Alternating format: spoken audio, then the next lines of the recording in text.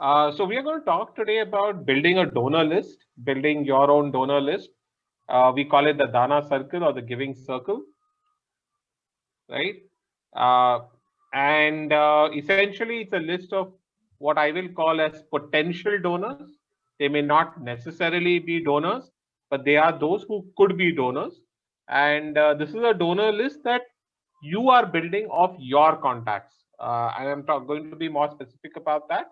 It's about how you as an individual can build it.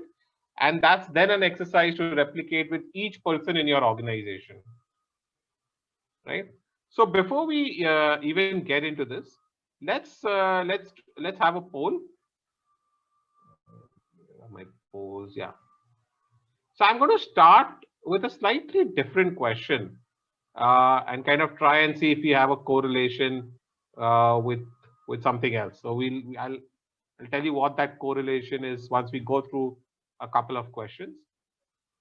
So my first question to all of you is, how often do you communicate with your donors? Is it once a week, once a month, once a quarter, or once a year?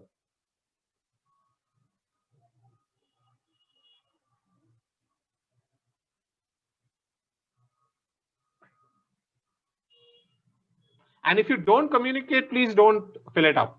I think we should have put in an option called none namita, not frequently. But if you don't communicate, I will ask you not to fill it up uh, for the rest. Okay, so let me just give you guys another 10 seconds for those who haven't filled it up to fill this up. Okay, so that's it. Let me share the results with you. So as you can see, from the 35 people who actually filled this out, 47% of y'all send communication once a quarter and 44% send once a month. Okay, I think that's really very positive that so many of y'all send communication once a month. Okay, now the next question that I have for y'all. As an organization, how many of y'all maintain a donor list? Do you maintain a donor list?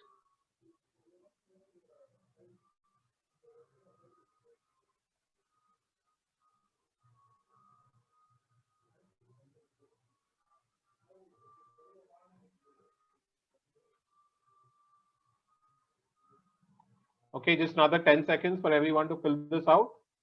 I think everyone can fill it out. We should have all 54 participants filling this out.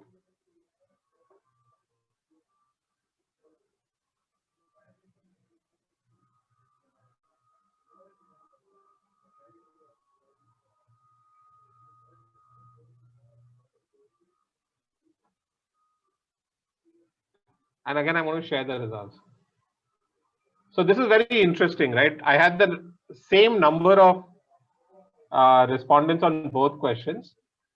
On one question of how often do you send out, I had 47% of people saying once a month, 44% saying once a quarter. That's about 91%. But only 82% have a donor list. So if you don't have a donor list, who are you sending communication to? If you're talking about one-on-one communication, then that's not the communication I mean. I mean communication which is sent to a mass audience, which is sent to everybody together. That's what I mean by communication. And one simple, so even before I start this session of a donor list, many of y'all, if y'all don't have a donor list or if you're not updating it, one simple secret sauce that I would like to share with you of how you can do a good job of not just maintaining the donor list, but updating it and continuously maintaining the quality of it, is to send out communication once a month. Just send out communication once a month, and you will find yourself automatically having a high quality donor list, maintaining it regularly, updating it regularly, and working towards actually trying to get more and more donors to that list. Every month you will come in saying, okay, today, this month, last month, I sent it to 2,000 donors. I will work during this month to add more donors. And then the next month, when you have 2,500 donors, you'll feel really great. And then you will again try to improve it the month after that. And you will galvanize your entire organization to do the same, right? That is really the reason why I want you all to send out the communication once a month. So if you may think these two are unrelated, but they're actually very, very deeply related. If you do not send out communication, you do not have any reason to maintain a donor list. You do not have any need to maintain a donor list, right? That is the very important reason of why it is important to have to send out this communication. Okay, so having started from that point, and when I mean communication now, obviously it's a lot more about e-communication. So Parul, that's correct. It is about e-communication. I mean communication which we are sending out as an org update. So Setu is asking what kind of communication, right? So let's talk a lot more about. So I am now trying to say how we are ensuring that you have a donor list, update it, maintain it, right? What you need to do, send out this communication, you will maintain your donor list. Very simple point. If you have struggled with that, that's what you need to do. Okay. So let's go into more deeply into saying what is it that will take us towards maintaining this donor list, and how do we create a donor list? What's the right size of donor list that we can create, right? So let's do that. So if someone asked you how many donors your organization could have, how many names do you think you can come up with? Yeah, is it 50? Is it 25 to 50? Is it 100, 500? What is that number? And we'll do a poll to understand that now.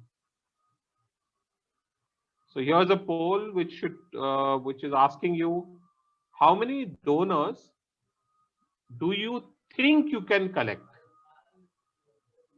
Right? Sorry, how many donors are currently there on your donor list? So let's understand this among this audience that we have.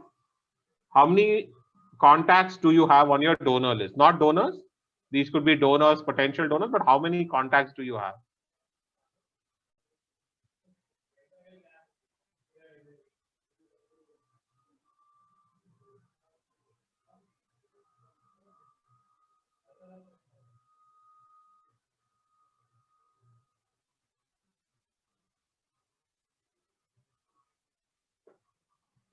And as you'll answer, I will take a few more questions that seem to be coming up out here.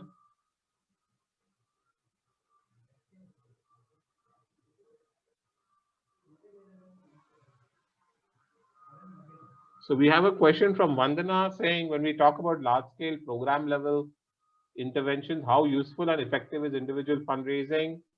Vandana, I don't know if you're aware, but HelpAge, which is India's one of largest NGOs, has more than 80% of their donations coming through individual fundraising. Akshay Patra has more than 40% of their donations coming through individual fundraising. CRY has more than 90% of their donations coming through individual fundraising. Right? So big program, large program really doesn't matter. Individual fundraising is a channel just like any other channel through which you can raise donations. Yeah.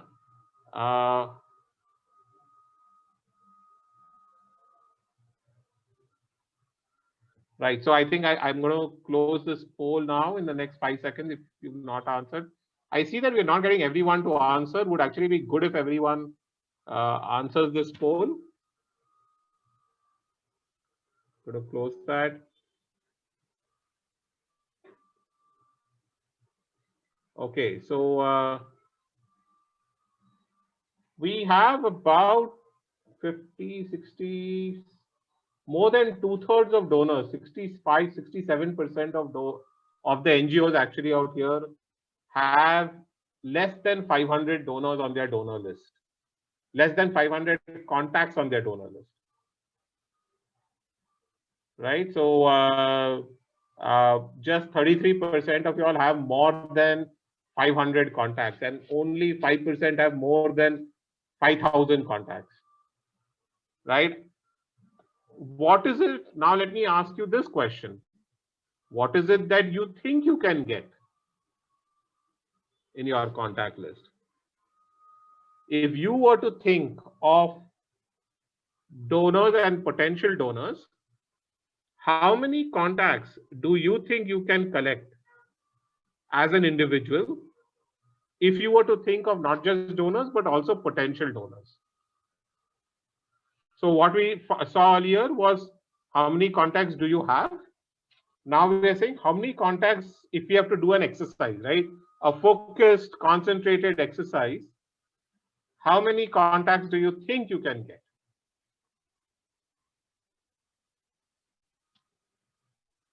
I hope everyone thinks they can get more than 100 at least, so we didn't put up an option of less than 100.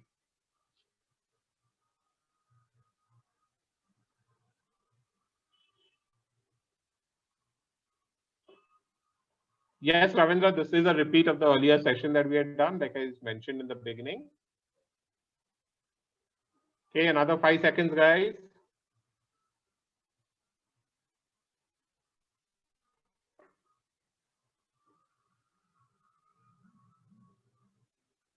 Okay, so you yet don't think you can get more than that. So I yet see that even 60% of people now think that they can get only up to 500 donors, right? That's the number I have. I'm sharing the results with you. Only 60% think they can get 500, and another 24% think they can get about 500 to 1,000. So 85% of you all don't think you all can get more than 1,000 donors, right? I will run the same poll after I now we go through a set of slides, right? And let us see what your answer to the same question is at the end of the session. All right. So let's go through some slides. So I think like all of you all have said 500. Like my colleague says, sab galat jawab, all wrong answers. The number is much higher. Your circle of contacts is much, much bigger than what you think it is. You need to broaden your horizon. You need to think about this a lot more deeply to understand who is a potential donor. Sachin, I think your question will get answered as we go through the next few slides. So if you can just hold on to your question and we can come to it once you've seen this. We like to present this in terms of circles. What are your circle of contacts? Your first circle of contacts is the circle which is closest to you. This consists of your board members, your staff. Remember, we are creating a potential donor list.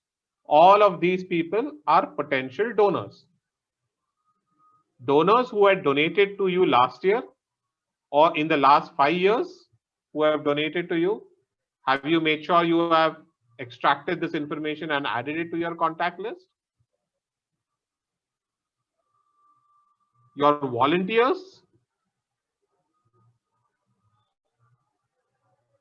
your vendors and service providers, right? People from whom you buy stuff.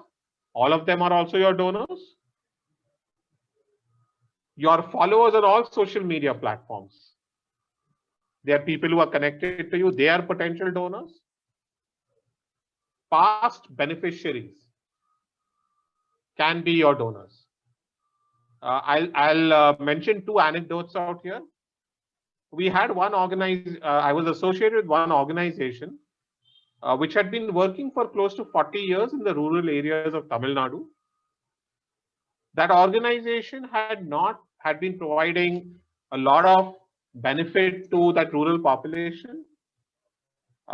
During one of the fundraising events in my previous organization, for the first time in their lives, they actually reached out to their beneficiaries in these rural areas and asked them to make a contribution of 1,000 rupees per household, right? Essentially giving them the idea that, we've been serving you for the last 40 years, and now it's time for you to give back and help us serve more people. Within a span of 6 weeks, they collected 10 lakh rupees through this process, right, from their beneficiaries itself. Only 1,000 rupees per household. It was a very, very specific ask. Another organization started an activity about 5 years ago to raise money from its alumni. This was an organization which was giving scholarships to beneficiaries from underprivileged parts of society to pursue professional education like engineering, medicine, and other kinds of education. And once those students got jobs, they were encouraged to contribute to the organization so that the organization could grow and expand and help more people. This was an activity that this organization started 5 years ago. Today, 1/3 of the budget of this organization is driven by this alumni. So this is a very, very strong form, irrespective of who your beneficiary is. Have you thought about them as potential donors because they have received the benefit of what you've done? They are grateful to you and they trust you and they know you, and thus more likely to give for you, right? So who else? People who have subscribed to your newsletter, your blog, they are potential people. Have you made sure that they are included in your donor list that you reach out to? Right? So they are another set of people that you can have in your potential donor list. CSR Spocks. Many of you all get donations from CSR. Are you asking? Are you made sure the Spocks are in your donor list? Many of you also, somebody is asking me, Sachin, you're asking me whether, you have 6,000 mail IDs. How do we know we're potential donors? One of the questions that I would ask you is, when you send monthly updates, do you ask for donations? Because if you don't ask for donations, your potential donor is never going to become a donor. Right? CSR Spocks. Yes, Vandana, that's absolutely right. Ex-employees as well. So that's the first circle, right? Your first circle. People closest to you, direct touch, you know them. What is the second circle? Second circle is one level removed, not as much in direct touch, slightly indirect, not as frequent contact. Friends, family, colleagues of your board members, right? Who else? Your school and college batchmates, right? People you may not have been in touch with for the last 5, 10, 20 years, but they're potential donors. They've all grown in their organizations, in their jobs, in their careers. They can be potential donors. Your neighbors, members of other recreational clubs where you often visit, contacts from your mail book, right? People whom you may have written to once in a while, not as frequently. Friends and relatives of your staff. I think you get the drift of how I'm going with this now. Friends and colleagues, have you asked your friends, your colleagues, your contacts to also suggest other people, right? Not just followers on your organization, Twitter, LinkedIn, Facebook pages, but also your personal contacts through all of this.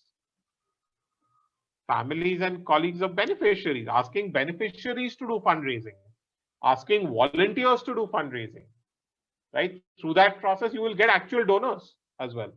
How many of you have done that? And people you meet in different places, conferences, seminars, so on.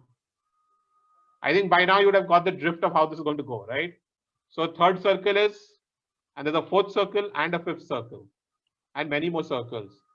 Continuously reaching out to friends and family of the second level, right? So I'm not going to talk about this, but The idea is, can you keep expanding from each circle to reach their social networks, their networks? Each of these are potential donors. Each of them can be potential donor. Have you thought like that and tried to create a donor list? Now, if this is the case, if you undertake this activity, how many donors do you now think you can collect?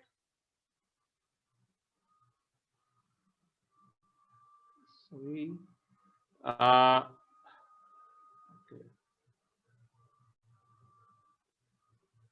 So let's run the same poll again.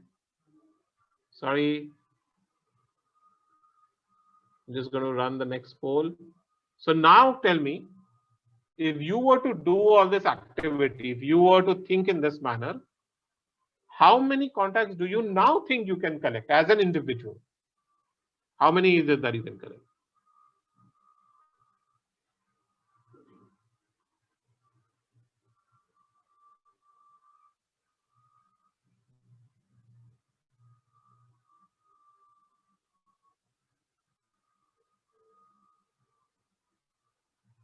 So Jennifer's asking, if we work with low income level beneficiaries, is it fine approaching them to support back? Absolutely.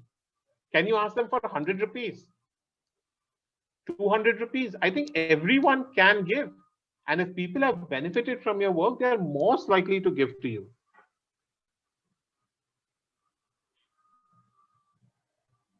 Right? Maya, I'm not sure what you mean by saying in what time frame are we talking about. If you're talking about the contact list, this is about doing this as a one-time activity, not as a and creating a potential donor list, not an actual donor list, right? People who could give to you, who you think can give to you, right? So we have this poll. Okay, I'm going to close it now in the next 5 seconds. Some very interesting results coming in now.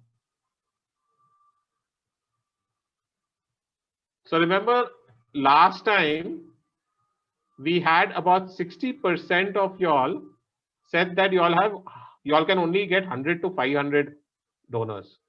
60% said that. Now let's see what you're saying. 80% of y'all are saying you will get more than 500. And in fact, 30% of y'all are at least saying y'all will get more than 2,500. I believe each of us has the ability to get at least 5,000 donors. Each of us has the ability to get at least 5,000 potential donors. And I think that's the goal each of y'all has to aim for through this process. Now, some of this might seem a little difficult, in terms of thinking about getting 5,000 email IDs and 5,000 donors, and how do we get that? It sounds a little challenging. So let me walk you through some of the steps that should be there in a donor list and how some of this process can be automated. Okay. So the most important thing is a donor list is a list in Excel or any other software, but a list which is actually tangible and there, not in someone's mind, not in pieces spread across multiple different documents, one list in one place, consisting at least of name, email and email ID. These two are the most important and absolute minimum requirements that are there for any list. Without an email ID, you have no way to communicate with the donor. You have no way to establish contact. A phone number is an added thing, which is good to have, not compulsory. You may want it sometimes to call the donor, but you are not going to call the donor, all the donors ever, right? But you can email everyone together. So important to have the email list. Would be good to know how the persons come to know of you, to do some segmented mailing. Is the person on social media? Can you tag that person? Right? But at the very minimum, name and email ID. Two things most important. If I have to put a third thing, I would say, how do you know the person? How has the person come in touch with you? It helps to understand the origin. It helps to understand also which area to focus on to make it much more interesting to focus on that area to get more potential donors. Okay, now your next question will be, you gave us all these ideas, you put all of it out there. Do I need to write down each and every ID manually? No, you don't. You need to, there is lots of tools available out there which allow you to do it. For example, on LinkedIn, there is a way to download all your contacts along with their email ID. We'll be sharing this recording with you after this session, and you can have a look at this slide. You can try it out and understand how you can do that. All your LinkedIn contacts can get downloaded. Right? Similarly, with Google, many of you all use Gmail. You can go to contacts in Gmail and export the data. As simple as that. And your entire Gmail data will come in. Now, like I said, one of the things to ensure that you do all this is to create a mailing list. You can also use a tool called Zapier, which allows you to collect information from many different places. We are sharing some links with you that can help you to understand some of this better and to sync contacts with Gmail, with MailChimp, getting the data for MailChimp from Outlook directly. So if many of you all use Microsoft Outlook, you all can get this data from there and can automatically flow into MailChimp if you're using MailChimp to send out your emails. Any software that you use to send out your emails typically has some features like this that allow you to plug in and allow you to send this data out there. Right? Now, once you have done this exercise, so you know what to do, then get everyone in your organization to do it. Get your staff to do it, get your board members to do it, get your family to do it, close friends, and everyone to do this exercise, but you need to do it first. If you don't do it, no one else will be able to do it. Neither will you be able to guide others in doing it. So please do this exercise yourself first. Okay. That's very important also to maintain and update this donor list. So everywhere you go, activities that you undertake all result in more and more donors. People who come to your offices, come to your centers, people you meet at conferences like I mentioned.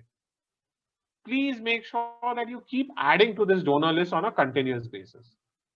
And you will do this only if you're consistently also emailing them once a month, like I said.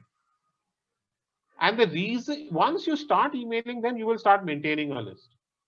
And it's kind of cyclical, right? Once you have a list, then you should email. If you don't have a list, you cannot email. Clean your list. Make sure you don't have incorrect IDs. If you have incorrect IDs on your list, it doesn't help. They're not potential donors. Possibly your mailing software will also block you. Clean the donor list on a regular basis. Remove unengaged donors. So somebody is asking, who is an unengaged? Setu is asking, who is an unengaged donor? I would say an unengaged donor is one who has not even opened your email maybe in the last 6 months, right? Some 3 months, 6 months, take a call. But people who are not there, give everyone an option to unsubscribe. That's an etiquette of having a good communication plan, right? So in this way, make sure that you have a good enough list. And whatever we are talking is then a continuous exercise. So the first time you do this exercise is when you will get the massive jump. But like I said, you need to keep updating this so that you slowly grow in this exercise. For example, what are we doing around this? So for us, our customers are all of y'all, right? We do these fundraising Friday webinars. Namita very diligently updates this the details of this webinar of everyone who has registered in our master list every month, after every webinar. So every webinar, when we get some new people who join in, they're automatically sent updates for the next webinar. This is an activity which requires diligence and requires effort to make sure that you have a continuously increasing donor list.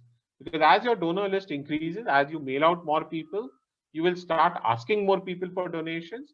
And as you start asking more people for donations, you will get more donations, right? So this is a very basic thing and an important thing that you need to do. Sorry, I think we missed. Okay.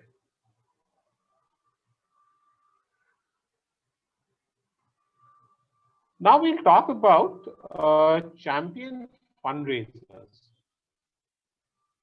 and understanding who a champion fundraiser is, right? So let me ask you this: how many of y'all have run crowdfunding platforms? I have run crowdfunding campaigns. Sorry, how many of y'all have run crowdfunding campaigns? Let me just open up our poll for that.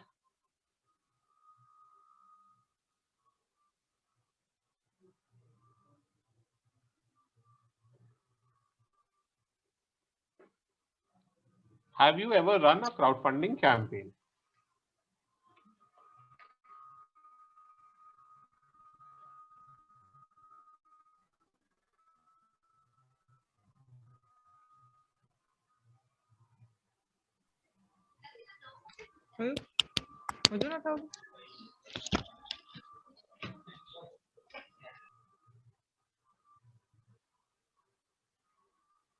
Okay, 5 seconds. 5 more seconds.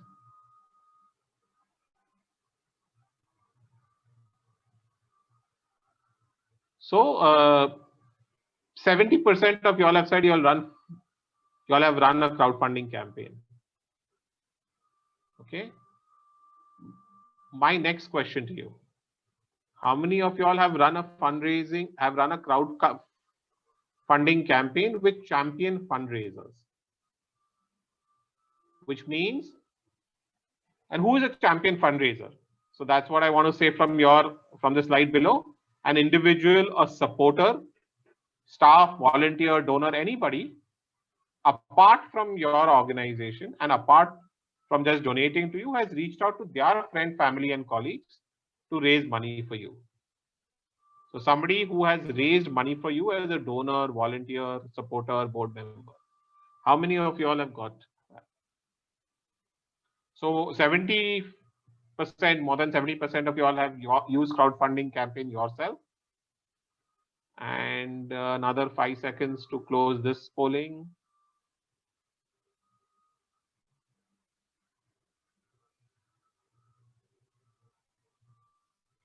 Right, so we have let me share the results.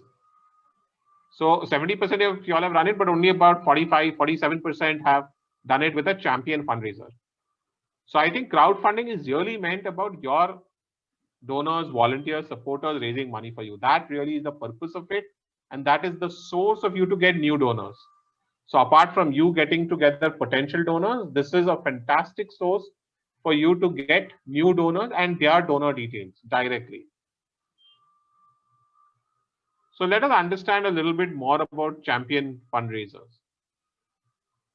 Who are they, and how can they? How do you identify them, and how can they help you?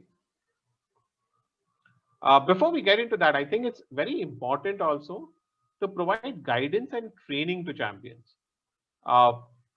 People may be willing to raise funds, but most of them do not know how to raise funds.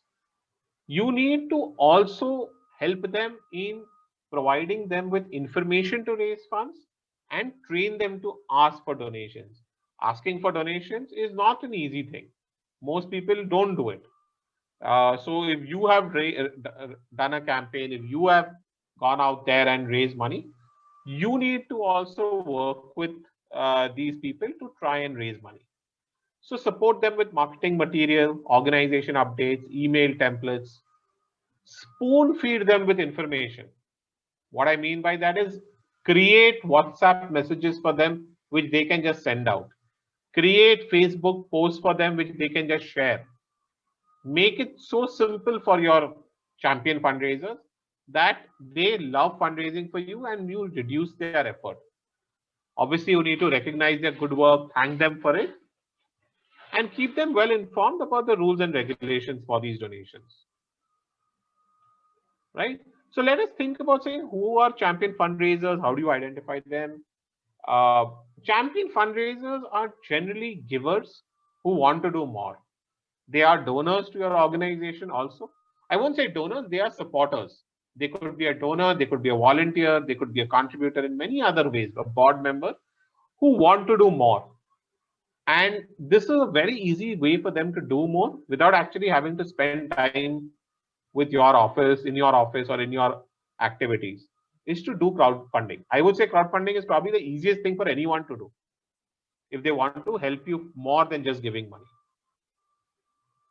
Right? But let's say you have to identify them. You have to say, who are they? And how can I reach out to them? How can I ask them to do more? These are people who have large social networks. Right? Parul, yes, you're right. Students from management colleges can also do crowdfunding. However, most of their colleagues are also students and friends are also their networks of students.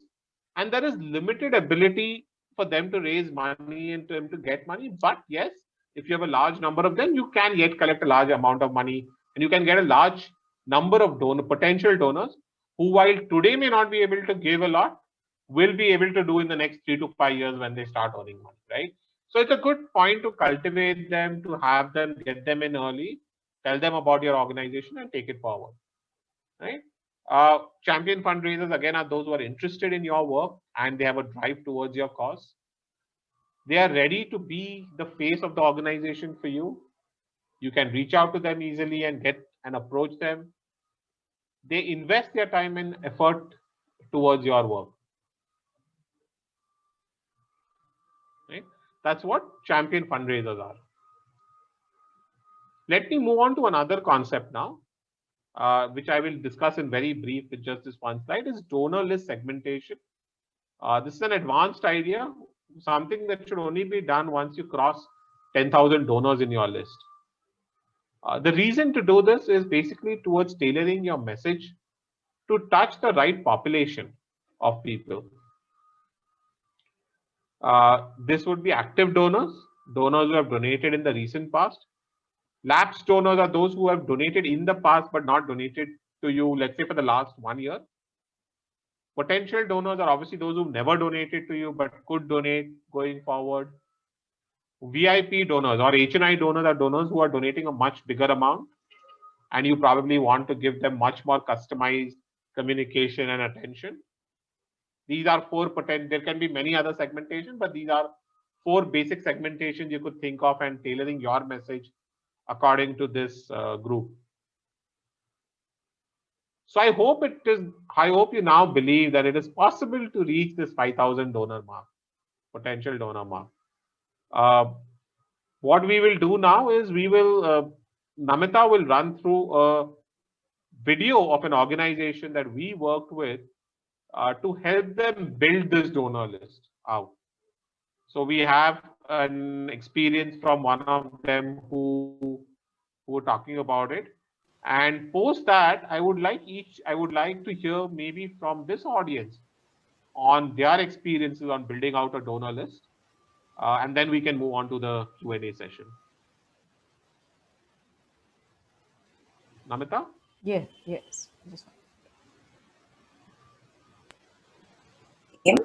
Actually did this exercise recently. She's here to tell us how she took the NGO's list from about 1,000 email IDs to over 4,000. Over to you, Trisha. Hi everyone, my name is Trisha. I work with Dream a Dream in Jayanagar in Bangalore.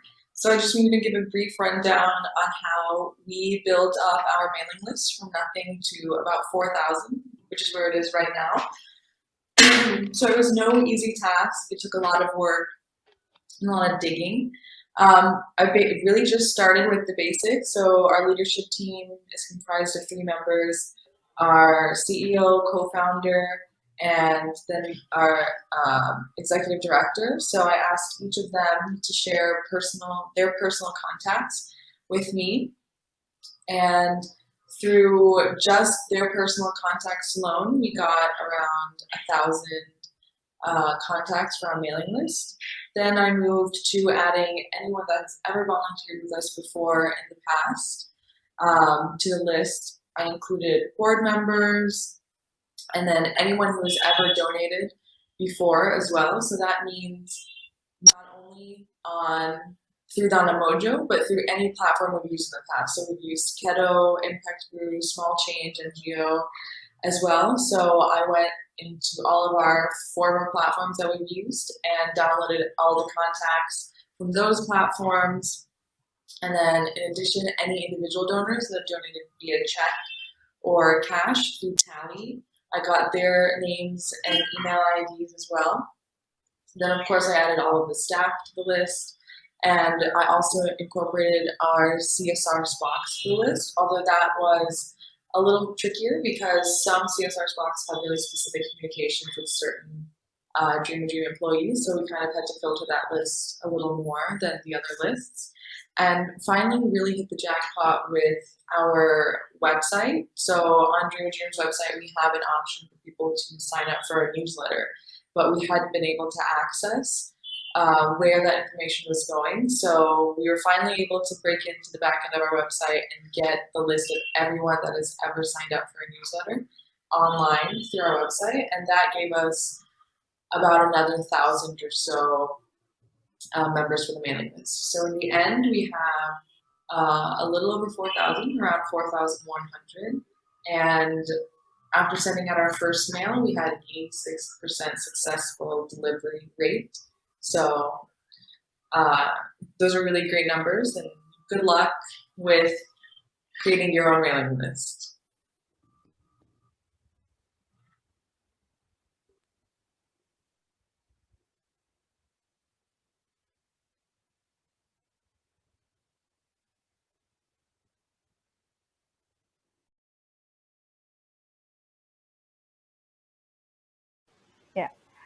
Looks like Dhaval is facing some issues.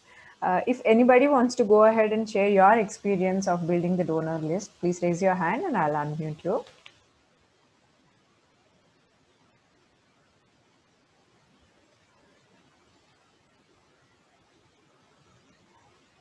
It would be great. Somebody would volunteer and share your experience.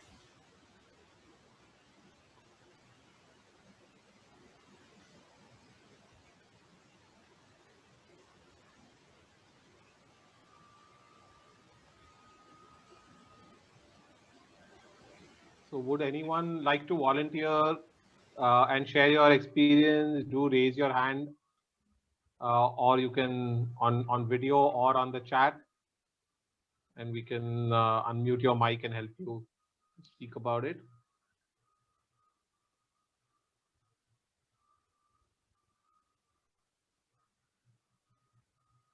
Thank you, Shankar. Yeah, Vasmati ma'am. Okay, we don't have, so we'll move ahead to the Q&A session in that case. Any Dhaval, further questions that anyone has? Dhaval, Vasmati ma'am has volunteered to share her experience. Yeah, nothing very specific. It's just that probably I'm saying more about how challenging it is. I'm hearing all this, ideas are coming, but in the span of trying to do all this, it still seems a bit challenging.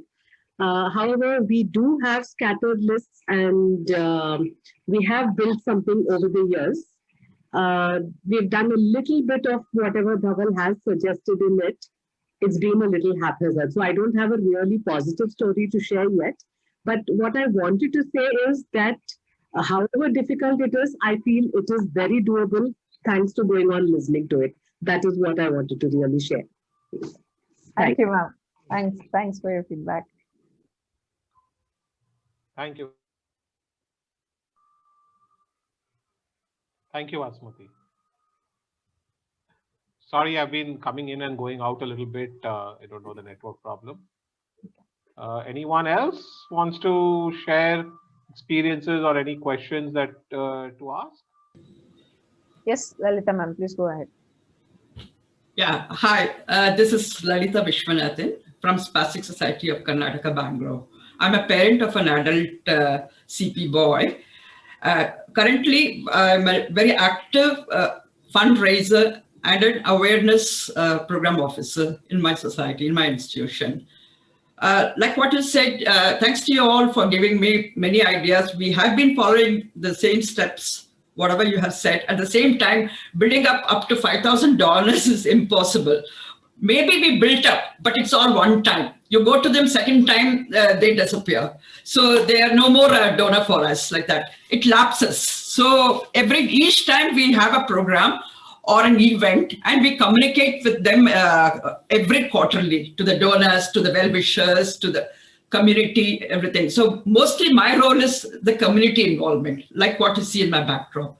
So when I approach the community, believe it or not, most of them are extremely helpful to us. Being a very well-known, reputed organization, extremely helpful to us. But there are sometimes it fades away. Okay. But currently what happened is the crowdfunding, what we are doing, we are having a very big mega event on the 6th of March. And we are doing peer-to-peer fundraising strategy on individual basis. The first video, what you showed, I really liked it. When you do a crowdfunding or when you do a peer-to-peer fundraising, the individual donor approach is much more effective.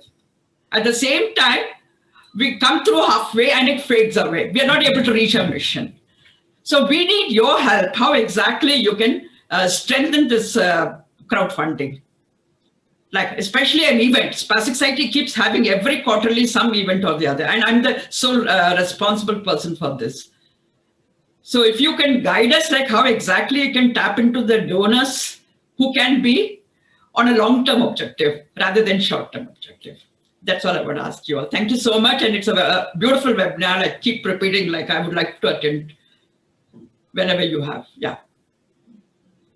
Thank you, Lalita. Lalita, I have a question for you. Yes, you please. mentioned that when you have a donor who has donated once, and then when you go back to him, that donor is no longer donates to you. Yeah. Between these two asks of donation, what do you do with that donor? We keep communicating with them every quarterly. Like what you said, every month, this is new to me, but every month also they get bored. This Lalita has no other job from Spastic Society. They go on sending mail. They don't even open the mail. They don't even respond to the WhatsApp. I also have a WhatsApp group. They don't do that. But there are some donors, to be honest, they immediately reply to me. I should say the old school of thoughts. People who are senior and senior, they immediately respond to us. They may not be immediate savvy or what. They may not even have a smartphone. One phone call with them, it's enough that they immediately respond to us. Right. So the reason why I also say once a month is because when you send 4 emails in a year, if you do once a quarter, you're sending 4 emails. Yes. How many articles do you put in this quarterly update? It may not be only article. It can be various activities going on in the school, especially during this. So how many pieces? How many pieces of information are there? I wouldn't say much. We don't write very long news. We have newsletter, of course. Every quarterly we have newsletter. Okay. Apart from the newsletter, we also have events. We have every quarterly we have events. Every quarterly we have school program or something or the other, and an annual program like sports day or. Okay, so let me put it this way. Instead, if you are sending a quarterly update, which has, let's say, 3 articles in it.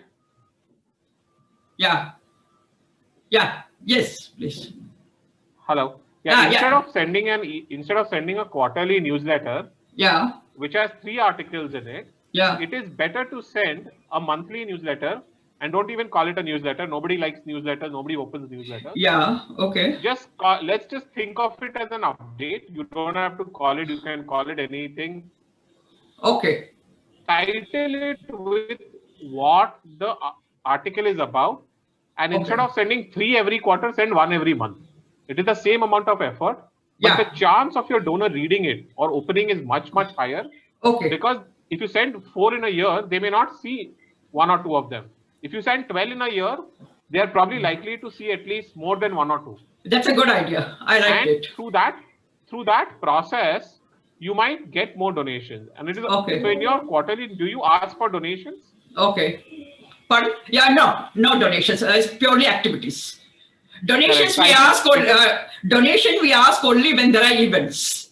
Like for Right. example, we have. So I think this is a very big misconception with NGOs. Yeah. You are asking for money when you want it. You should be always asking for money, not explicitly, implicitly, so that your donor can give whenever they want to. Okay. You donors you should encourage your donors to give when they want to. You should not be asking for money when you want to. By the way, we don't ask them on direct attack, like whenever we send the newsletter. At the bottom, donate for a cause is there. Always a link is provided. That is fine. That's the implicit one. That's very good. That should always be there. And what you also need to do with new donors who come in, you need to have a plan of engagement. Okay. A plan of engagement is basically a plan which introduces them to the organization and tells them about an organization. Okay. For example, you can set up, let's say, a series of 6 emails that are sent out to a donor when he's first onboarded with you. So when he's onboarded with you, every week he can get one email which tells him more about your organization. The first email could be about the founder of your organization. Okay. The second email could be about your organization's founding story. Okay. The third email could be about different programs that you do. The fourth email could be about some updates. The fifth email could be about some awards. Okay. A set of things which helps to introduce the person. Okay. If you just send an update, which is like a very sudden intervention, okay, there is no background and no information about your organization that this new donor has. So he is not going to read an update because he has no front story and backstory. Okay. You need to create a little bit of that backstory with every donor. All right. So that your updates then start making sense and start making interest to him. Okay. Okay. Thank you so much. Thank you. I'm going to take a few questions from chat for now. So Shweta is asking, can we use the same donors if we change the organization? Shweta, if they are your contacts, I think it's fine to use them. If they are the organization's contact, it would be very unethical. Mr. Sinha is asking, is there a mass mailing software that can also send attachments? Mr. Sinha, please to upload them to your website and provide a link in the email that you send out. It is never a good idea to send out a communication as an attachment, because that is something that, first of all, most people will not open an attachment. Secondly, it makes your email very heavy and people may not then access the email, download that attachment, and may not do it. So please upload your attachment onto your website and then you can send it out. Right? What should be the strategy for cold emails? No strategy, because you should not do cold emails. Simple. There should at least be warm emails. There should be somebody who knows the donor. There should be some connection with the donor. Aishwarya has a question. I don't know if it's a question or a point. It's pretty long. Speaking of events, recently an organization working on gender issues got a large number of people signing up for the mailing list for organizing a documentary and short film festival. Very nice. I think these are what is in marketing term is known as lead magnets. Information that you do, activities that you do, that can help you get email ID. Every activity that you do, your purpose has to be build a potential donor list, right? Every single activity that you do. Okay.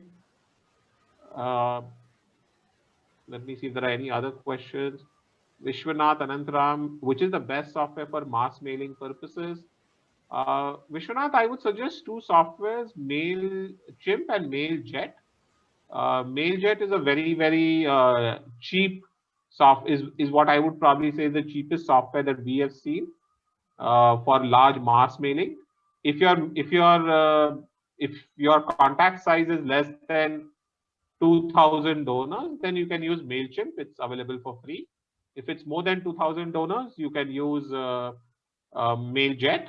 Another software which is there is SendPulse, which also allows up to 2,500 donors for free.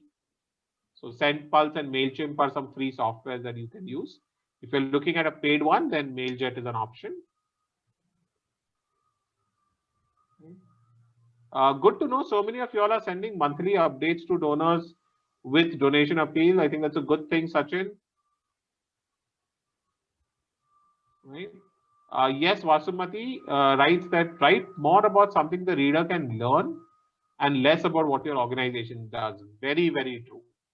I think if your update is an update which is adding value to the reader, there is greater propensity for a reader to learn from it and to keep reading about it. But you also need to write about what your organization does to get money, to get donations. Why should a donor donate to you? I think that is very, very important. Okay. Pratna is asking from Atma Prakash. We run a mental health organization. Do we have names of few technology apps which will ensure mails regularly? Okay, I have already answered that question. Shweta, what if I get new leads while working in the old organization? In that old organization. Again, like I said, Shweta, if they are the organization leads, don't use. If they are your leads, use. Video films with patients' testimonies can help. Testimonies are always great, Parul. Donor testimonies can also help. Why a donor gives to your organization will also help. Donors will believe other donors apart from the beneficiaries that you do. Maya is asking, what about cold emails to CSR head? We get their email ID, send brochure, not very encouraging. Again, cold mails don't even work for individuals as much. Extremely unlikely to work at a CSR level. You have to know somebody at a CXO level, ideally the CEO, and then go down from there if you want to have something to do with most CSR programs. Writing cold mails will never help. Parul, what about payroll giving? Can you please guide? Parul, I'm not sure what you mean. What about it? If you can do it, please do it. It's a complex program. You need a very strong tech solution to manage all of that. But if you have CSR organizations that can be done, then please do it. We have a question from Ved Prakash. Should we approach potential donor by email or call them directly? Ved, the better practice is to email potential donors. I don't think you should call any donor, whether anybody, whether it's a potential donor or a donor, unless you're looking to solve a problem or solve an issue, or it's a very large donor with whom you take an appointment before calling. You should always email them and get them. If you do want to call them, I would say take an appointment and then call them. Don't indulge in cold calling. Most people are very upset about it. Right? I think these are the questions that I have from the chat. Any other Q&As from the audience? Yeah, before we jump into the oral QA, I just want 2 minutes so that you can fill in your feedback about today's session. I am putting in the link, in the chat. Please take out your 1 minute and fill it so that we get an idea of how the webinar went. It's also encouraging for us to continue with this webinar with your encouraging words or any feedback that would help in making this session better. Yes, we are sharing the recording of all the webinars, and all our earlier recordings are available in our webpage. The link of the webpage I have put in here. Please visit the webpage and access the webinar which interests you. The recording of this webinar will also be shared with you.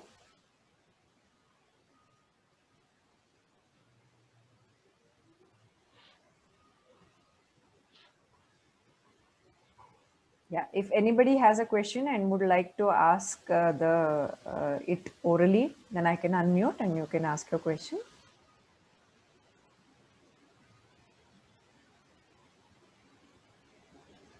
We have Madhuvanti who has a question. Would you have a webinar on how to convert donors? Not sure what you mean by convert donors, Madhuvanti, if you can expand on that. If you don't have a connection with donors, CSR, as a newcomer, how to establish that? So I think this is one of the policies. I don't believe that you as a person are an island. You always have a connection. You have friends, you have family, you have colleagues, ex-colleagues, batchmates, schoolmates. So you can easily make a potential donor list. And as a newcomer into the organization, you should be encouraging other people in the organization to also make this donor list, right? And through that process, you would have a donor list which you can then use and mail out to. In terms of CSR, I would say you should ideally have contacts. You should reach out to your board members. You should reach out to your founder, your CEO, senior people in the organization, and understand from them what contacts that they have that can be leveraged. Further, you should do research amongst companies to understand which companies work in the area that you work. So if you are in the work of mental health, you need to understand which companies support mental health. If you are in the area of livelihoods, you need to understand which companies support vocational training, skill building, and livelihoods. Jennifer? Yes, please. Go ahead. Yes, ma'am. Can you hear me now? Yes. Yeah. So good afternoon to everybody here. I'm Jennifer and work in Oasis, India.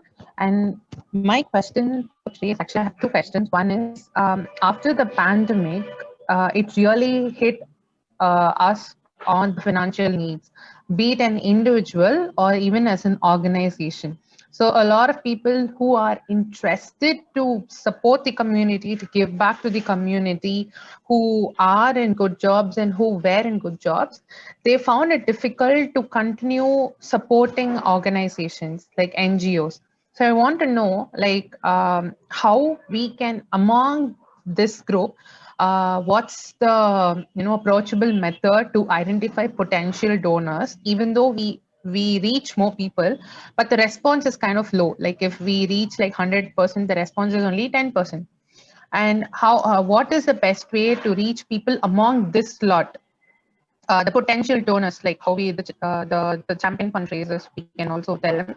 And another question is, there are people where they look for the cost, like donors look for some kind of okay, I think if we contribute to this cause, or to say, for example, we work for community development, and there are a group of people who are interested in contributing towards community development, and there are not.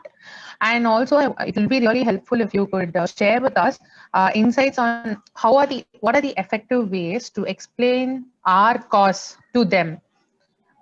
So I hope I didn't confuse, like, these are the two questions I would like to get some highlights upon. Thank you. Okay, thanks, Jennifer. I'm going to maybe start with the second question first. And I think helping you communicate your cause is something I don't think we can do in this session, because it requires a much more deeper understanding of what you do, what your cause is, and then we have to understand that. So I don't think that is something we can answer here. On the first question around how to communicate with potential donors, first of all, like I told Lalita, you need to have a plan to engage potential donors and give them the backstory on your organization through a series of communication, and that is best done via email or maybe even via webinar, right? Can you do a webinar with your potential donors to educate them about your backstory? What is your backstory? How did you start? Why did you start? And then come to what the situation is today. What are the accolades, awards that you have got? What are you doing today? What is the impact it has created? And maybe ending with a beneficiary story. Maybe you can do a webinar on that front. If you can't do a webinar, maybe you can just send them communication via email on this front. So that is one way to get them up to date with your organization, and then get them onto the monthly mailers. The second thing I would say is that any potential donor, and I actually probably disagree with a little bit of what you say, at least on the individual donor front. We've seen individual donors during this pandemic contribute far more than what they would have otherwise, and far more donors have come forward as well to contribute. So, but if that has not been your experience, and you say that out of 110 people have contributed or you managed to engage, I think that's a fantastic number. A 10% conversion rate in a potential donor, right? These are not donors, these are potential donors. 10% conversion rate is fantastic. In any sales process, getting 10% is not bad at all. So please don't feel bad that you have 10%. I think that's another problem with us in the social sector. We think if we contact 100 people, maybe at least all 100 should respond to us. ऐसा नहीं होता है. Out of 100 people, if you get 10, it is very good. If you get 5 also, it is very good. So, and remember, some of this is not going to happen in the first shot. It takes a while for you to engage a donor and then for them to start giving. So even a 5-10% rate achieved over a period of a year, I will say is very good with continuous, consistent communication. So please feel proud of yourself. Please pat yourself on the back if you have a 10% conversion rate. Right? Okay. So we have another question from Wade who's asking, what type of support should we ask our board members for? Because they feel shy to talk about money amongst their contacts.